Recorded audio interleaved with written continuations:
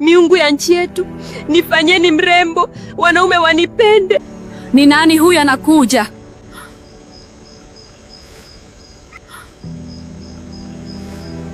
Unataka kuwa mrembo? Unaweza kulipa gharama. Nataka nipendwe walau mara moja tu. Wanaume hawanitaki. Nitakusaidia, lakini kuna gharama. Salima alikuwa binti mpole, mchapakazi na mwenye heshima katika kijiji. Hakukuwa na ubaya wowote ndani yake, si uvivu, si uchawi, ila kijiji hakikuacha kumkumbusha kasoro moja: sura. Walisema ana moyo mwema, lakini uso ambao mwanaume hawezi kuamka nao kila asubuhi. Aliishi na dada yake mdogo pamoja na nyanya yao tangu wazazi wao walipofariki. Alifanya kazi kwa bidii ili kuwatunza. Akavumilia umaskini na dhiki bila kulalamika. Ndani ya moyo wake, Salima alikuwa na ndoto ya kuolewa, ya kuwa mama siku moja. Lakini miaka ilipita, rika zake wakaolewa mmoja baada ya mwingine. Hata wajane walimkataa. Kila ngoma ya harusi ilimchoma masikioni kama kejeli. Siku moja jioni, baada ya kudhalilishwa hadharani kwenye chemchemi ya kijiji, Salima alifanya uamuzi. Kama dunia inaheshimu urembo kuliko wema, basi ataenda mahali urembo hutengenezwa. Aliingia msitu uliokatazwa, mahali ambapo wazee walikuwa wameonya wanawake wasikanyage baada ya machweo. Ndani kabisa, chini ya mti wa zamani wa Iroko, Salima alipiga magoti na kuomba. Miungu ya nchi yetu, nifanyeni mrembo, wanaume wanipende. Baada ya muda, alijitokeza mwanamke mzee mwenye macho yaliyowaka kama makaa ya moto. Salima alijiambia, je, miungu imenitumia msaada? Akamgeukia yule mzee na kusema, ewe mwenye hekima, tafadhali nifanye niwe mrembo. Mwanamke mzee akasema kwa sauti nzito, unataka urembo kwa hamu hiyo, lakini je, unajua gharama yake? Salima akalia na kumsihi, nataka tu nipendwe, hata mara moja tu.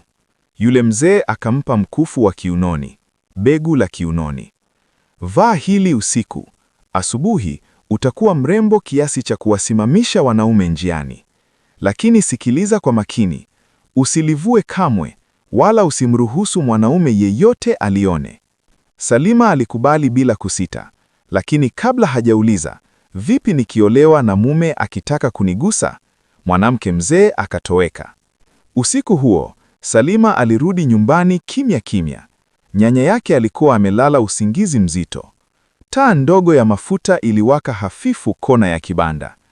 Mikono ya Salima ilitetemeka alipolitazama begu, kana kwamba ilikuwa imetoka motoni. Akasita kidogo, kisha akakumbuka vicheko vya watu, minong'ono na jinsi wanaume walivyomtazama bila kumuona. Polepole akalifunga begu kiunoni. Hewa ndani ya kibanda ikabadilika. Taa ikapepea kwa nguvu, kisha ikatulia. Upepo baridi ukapita, ili hali milango ilikuwa imefungwa. Usiku huo aliota ndoto. Alijiona akitembea uwanjani. Hakuna aliyemcheka. Wanaume waligeuza vichwa vyao, wanawake wakanyamaza. Alipojaribu kulivua begu, vidole vyake vikachomeka, na sauti ikamnongoneza, usisahau onyo. Akaamka kabla ya alfajiri, mwili umejaa jasho. Alipotoka kuchota maji, anga lilikuwa bado kati ya usiku na asubuhi. Alipoinama kwenye chungu, akagandwa na taswira yake. Uso wake ulikuwa tofauti. Ngozi iling'aa kama mwanga wa mwezi juu ya maji tulivu. Macho yalikuwa hai na yenye kina.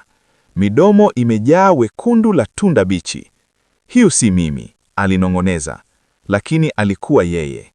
Jua lilipochomoka, kijiji kikauona ubadiliko.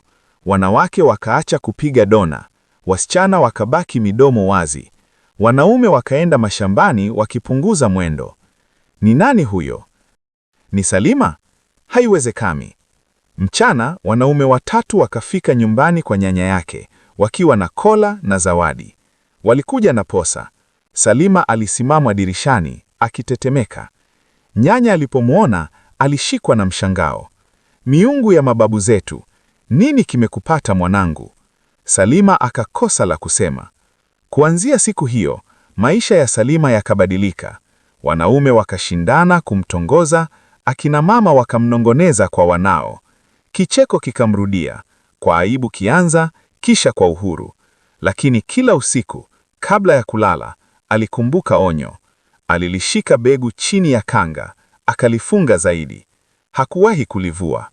Baada ya muda, aliolewa na Tako, mfanyibiashara. Usiku wa harusi, Salima alikaa nje ya nyumba, mgongo wake ukiegemea ukuta wa udongo, kanga yake imekaza kiunoni. Ndani, Tako alikuwa akisubiri. Moyo wa Salima ulipiga kama ngoma. Je, nitafanyaje nikitaka watoto? Alijinongoneza huku machozi yakimtiririka. Hapo Tako akatoka nje, akamkuta akilia. Akapiga magoti mbele yake kwa upole. Nini kimekufanya ulie? Salima akatafuta maneno ya kuficha siri. Akasema kwa sauti iliyovunjika, nimewakumbuka wazazi wangu. Tako akamwelewa, akamwambia, huzuni haipotei kwa huzuni. Usiku huu, huna deni kwangu. Tupo pamoja kwa maisha. Ndivyo walivyolala usiku huo, wakiwa wamevaa, Salima akililinda begu kiunoni. Lakini miezi ilipopita, uvumilivu wa Tako ukaanza kuchoka. Minongono ya kijiji ikaongezeka. Hatimaye, Tako akasema kwa maumivu, hivi ndivyo ndoa isivyopaswa kuwa. Nimesubiri, nimeheshimu. Bila tendo la ndoa, ndoa hii haiwezi kusimama. Usiku huo, Salima alifanya uamuzi. Hofu ya kumpoteza mumewe ikawa kubwa kuliko hofu ya onyo. Walipolala pamoja, mkono wa Tako ukagusa kiuno chake. Mara, snap, begu likakatika. Taa ikapepea na upepo mkali ukapita ndani ya nyumba. Salima akapiga kelele. Uzuri wake ukayeyuka kama wata mbele ya moto. Ngozi ikafifia, sura ikapinduka. Mbele ya Tako alisimama mwanamke mzee na mbaya zaidi kuliko alivyowahi kuwa awali. Tako akapiga yowe, akakimbia kijijini akipiga kelele, mizimu, mizimu. Akaondoka kabla ya alfajiri. Hakurudi tena. Asubuhi, kijiji kikakusanyika. Salima akarejea kwa nyanya yake. Akatupa mabaki ya begu motoni. Tangu siku hiyo, Salima akaendelea kuishi, akifanya kazi, akivumilia. Na wazee wakasimulia hii hadithi kwa vizazi. Mafunzo: urembo unaopatikana kwa njia ya hatari huja na minyororo iliyofichika. Upendo unaojengwa juu ya ulongo hauwezi kustahimili ukweli. Na moyo mwema unaolelewa kwa subira ni bora kuliko uzuri wa kukopa unaodai gharama ya kutisha. Miungu ya nchi yetu, nifanyeni mrembo, wanaume wanipende. Ni nani huyu anakuja?